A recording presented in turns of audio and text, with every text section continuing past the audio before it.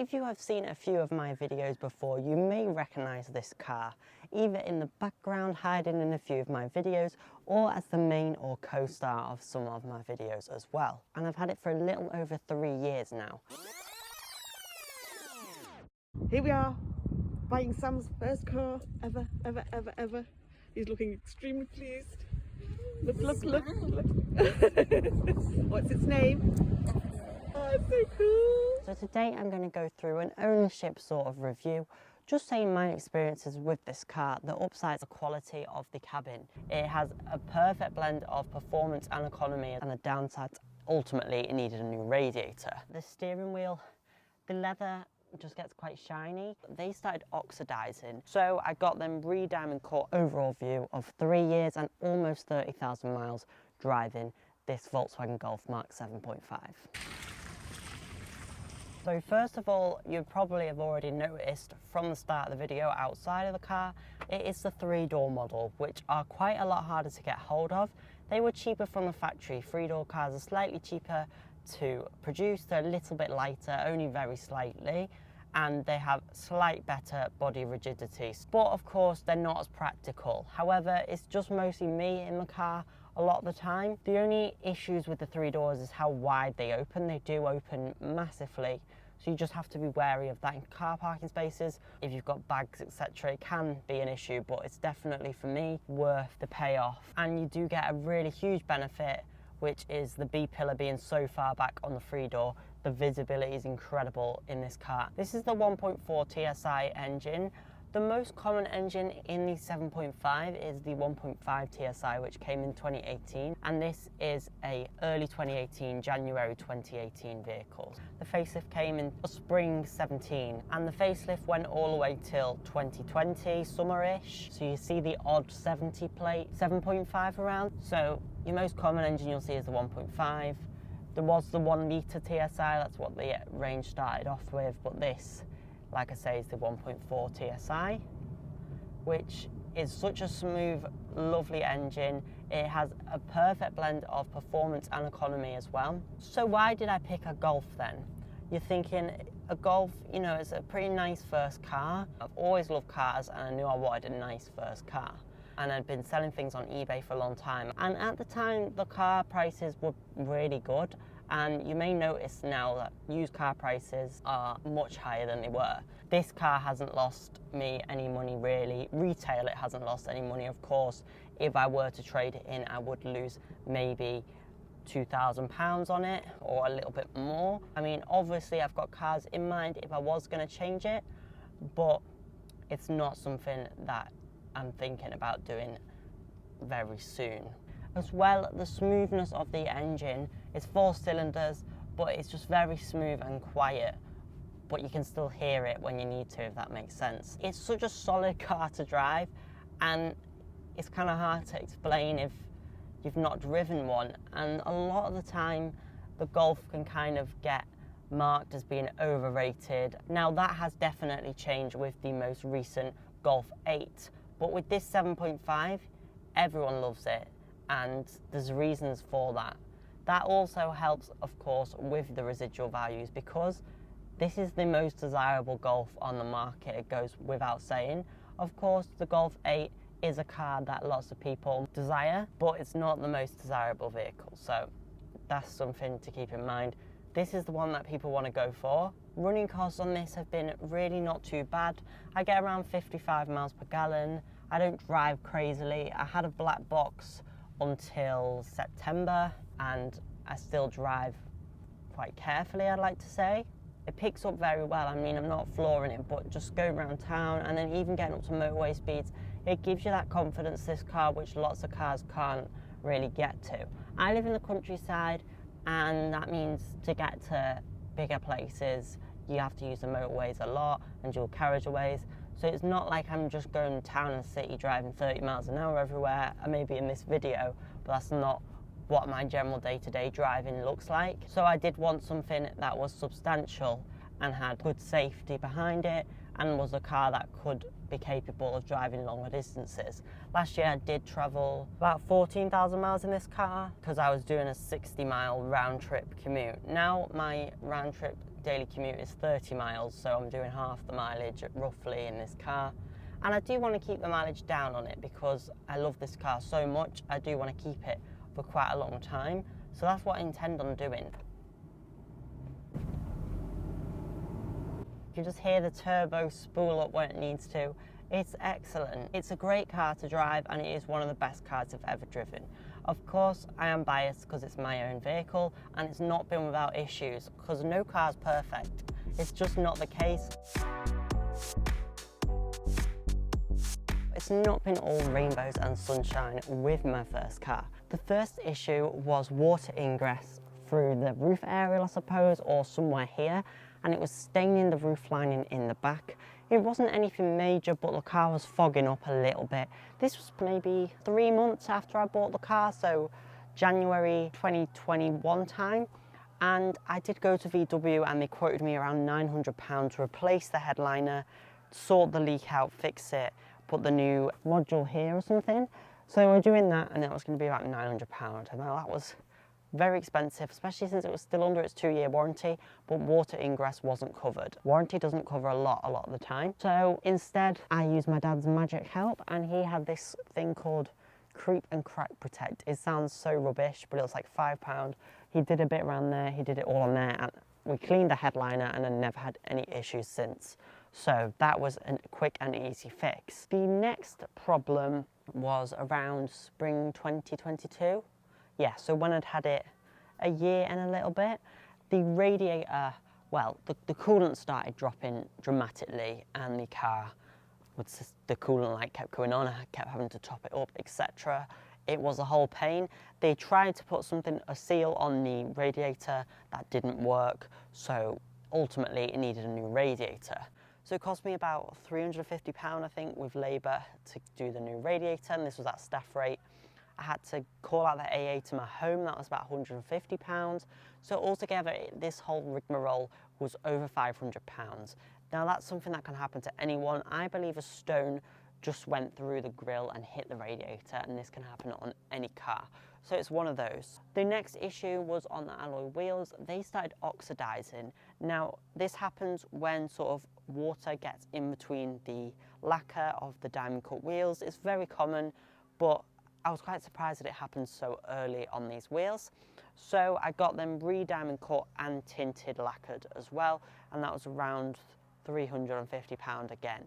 So all of these costs, of course, do add up on the car. Things that have happened along the way of car ownership, as they do. I did hit a pheasant with my car. It was wet, very wet, those cars behind me, so I just had to keep going, and then just heard thud. And I thought the pheasant would have gone, but then people were waving at me. I got out to go to the shop, and I was like, oh.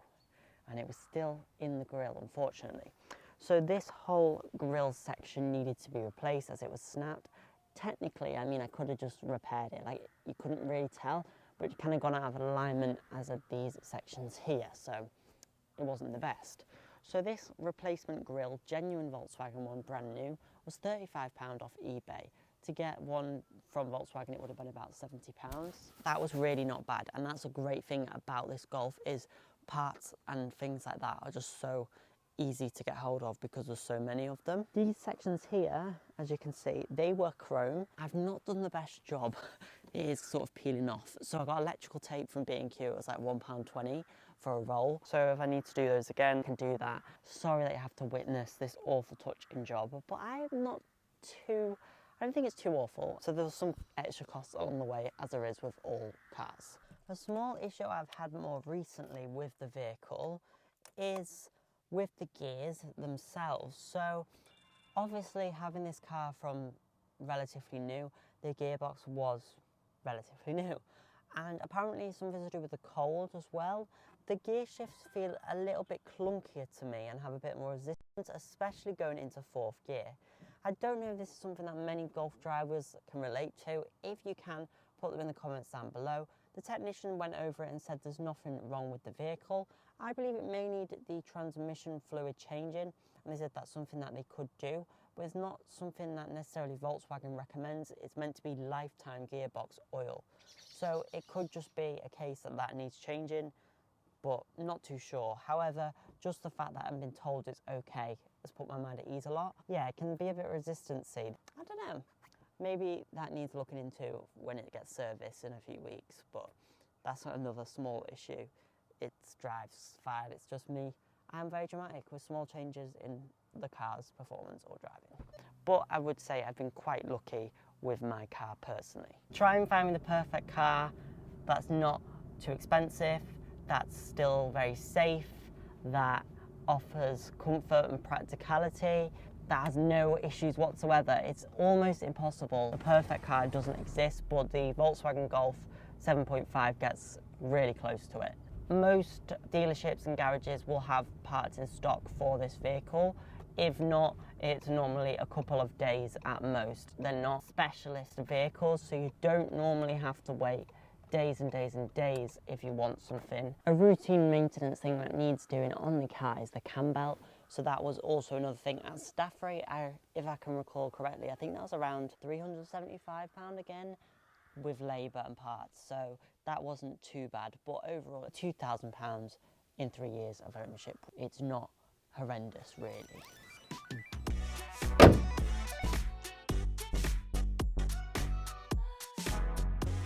So let's move on to some positives now and some of the reasons why I love my car. First of all, it's got to be the colour. The only factory option on this car was the turmeric yellow metallic paintwork, which I absolutely love. It's such a Marmite colour, but that's part of the fun of it. And it's also one of the reasons why I got the car and why I got the car for such a great price. This car I got in October 2020 and it was on the Volkswagen forecourt from around August, I believe. So it was getting overage to them. So they just dropped it from 14 grand to 13,000 back in 2020. I got this car with just over 13,000 miles on it, one previous owner. It was 2.5 years old, or nearly 3 years old. And it was at a great price, honestly. My mum did help me a bit with it. She gave me her old car. My grandma stopped driving, so she had that car. We traded in the Fiat Sedici, which they'd give us £1,000 for, which at the time was really good. So that brought it down to 12. So I put the deposit down all myself, did the payments, and then paid it off. Paid it off in February 22. So this is my car now. There's no monthly outgoing, so it's not like you're just saying, oh, I'm going to pay £20 a month extra and get into this car. This is my car and there's no outgoings for finance, which is great. The next thing I love is the LED rear tail lamps. They look excellent. They're in the dark cherry red. Just such a nice lighting signature. These are on the R-line as well. They're across the range, so they just look great. I like how the indicators look as well. I'll put them on. Just so clear, and when you're behind one of these, you know exactly what it intends to do, etc. They just look great. The front of the car as well, the indicators are so clear what they're doing. It's excellent. You have halogen lights on this car. Most of the Golf 7.5s have halogens, so that's a bit where it goes behind a bit and people don't like. But these LED daytime running lights integrated into the car look really great.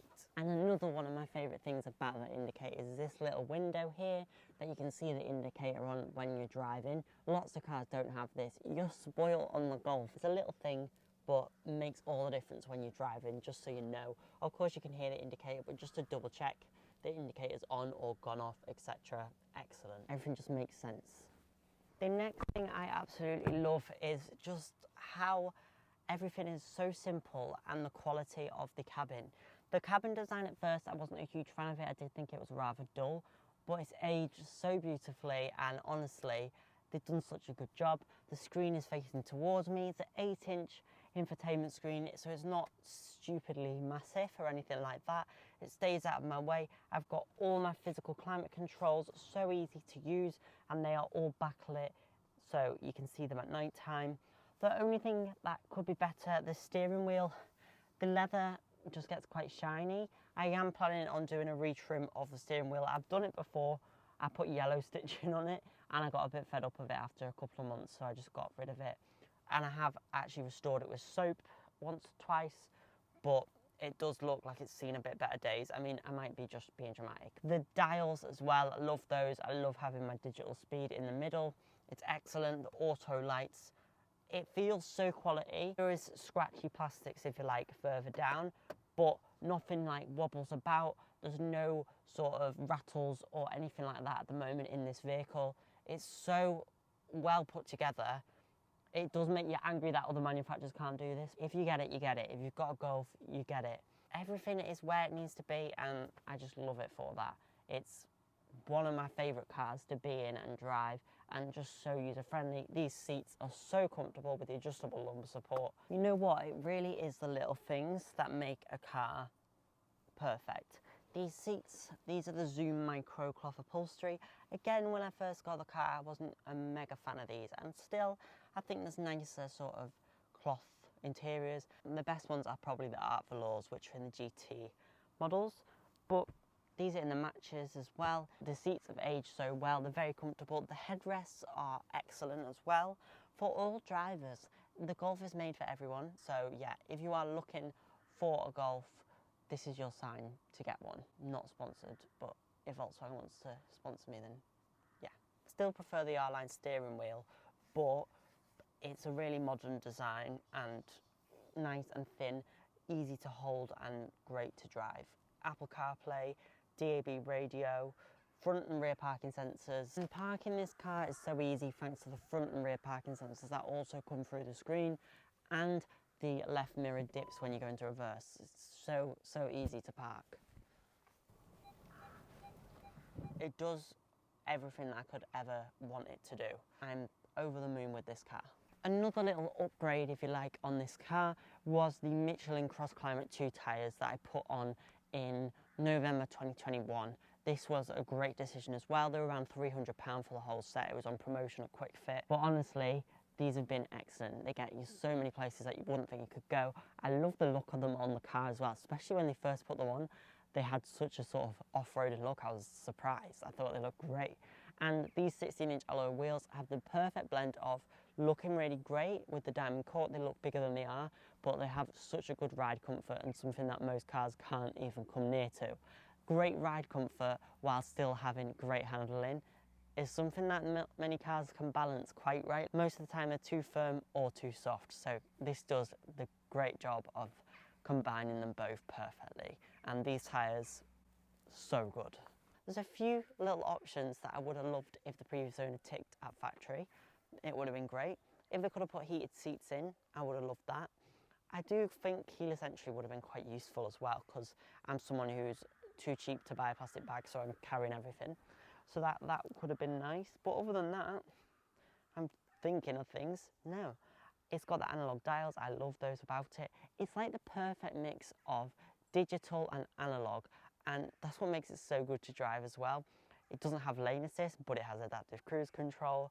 It lets you drive the car, but also does things efficiently and is clever in a lot of ways as well, with the auto lights, things like that. It's like it's got everything you need and nothing that you don't need, which is what I love so much about it and why I intend to keep it.